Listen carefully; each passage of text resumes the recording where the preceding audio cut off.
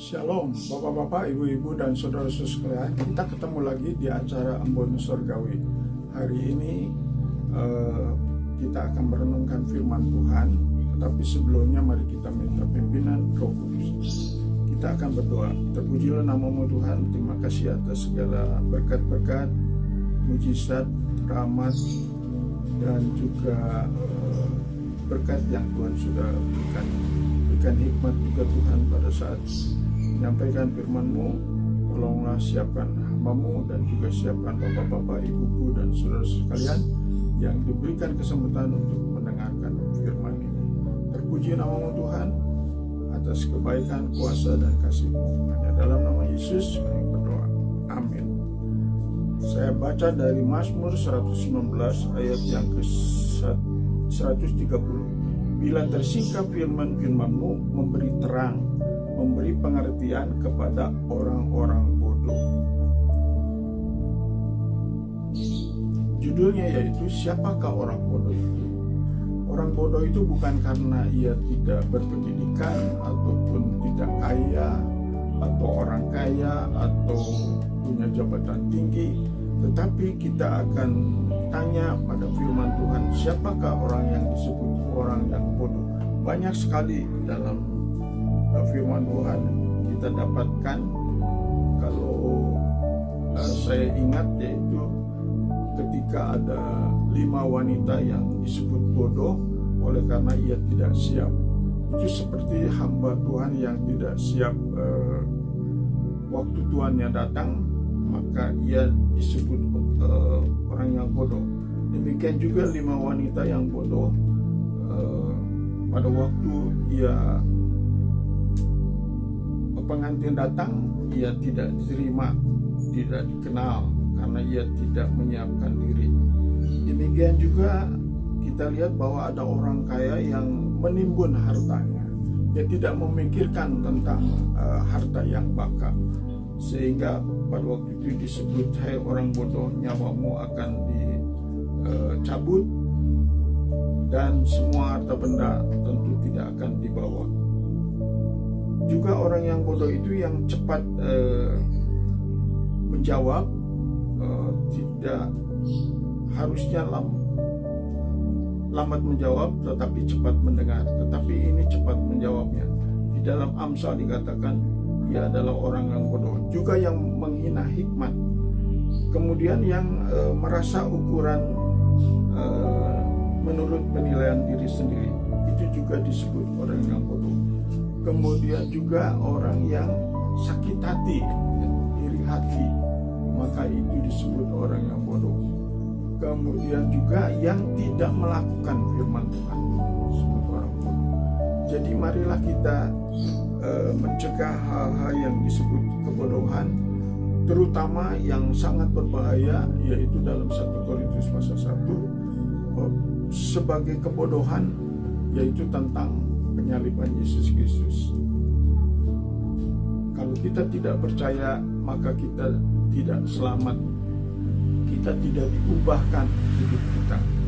Seperti dalam firman tadi dikatakan, kalau ingin diubah, kita harus selalu meneliti firman Tuhan, memberi terang, memberi pengertian kepada orang-orang yang bodoh. Dan di dalam 1 Petrus 2 ayat 15 dikatakan, firman itu ataupun orang-orang yang dipakai oleh Tuhan itu dengan kebaikan maka akan membungkamkan orang-orang yang bodoh. Berarti kebaikan itu melawan kejahatan. Marilah kita lawan kejahatan dengan kebaikan.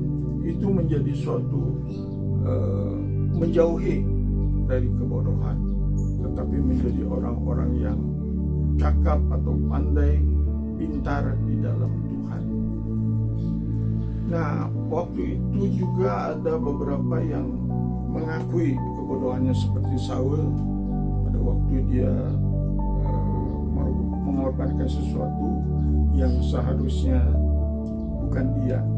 Nah, sebab itu kita pun harus berhati-hati menjaga dalam hidup kita supaya kita menjadi orang-orang yang dianggap layak masuk ke dalam surga.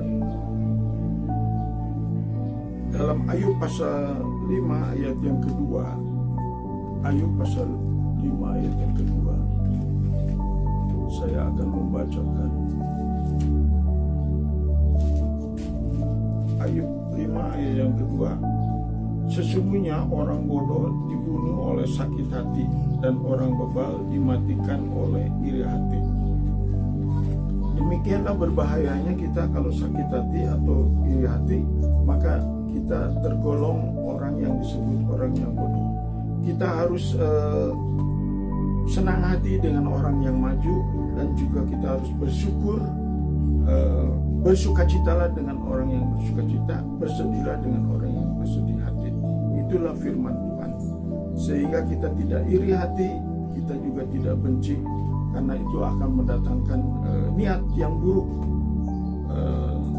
seperti iri hatinya Saul. Niat yang buruk itu sampai akan membunuh. Sebetulnya kebencian itu juga hanya benci saja sudah disebut pembunuh. Jadi kita harus jaga hati kita tidak iri, kita tidak dengki, sehingga kita menjadi orang-orang di dalam golongan yang bodoh itu. Berbahagialah orang yang mendengarkan firman Tuhan sehingga tersingkap dan menjadi terang dan juga bercahaya dalam hidupnya. Kebaikan nyata bagi semua orang. Lawanlah kejahatan dengan kebaikan. Terpujilah nama Tuhan.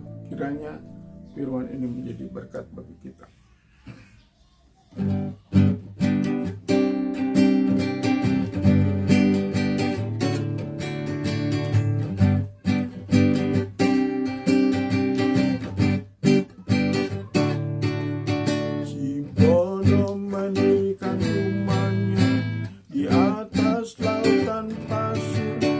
Hujan turun, banjir naik, rumah itu dihancurkan.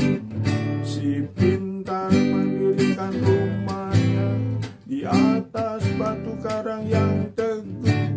Hujan turun, banjir naik, rumah itu tetap teguh.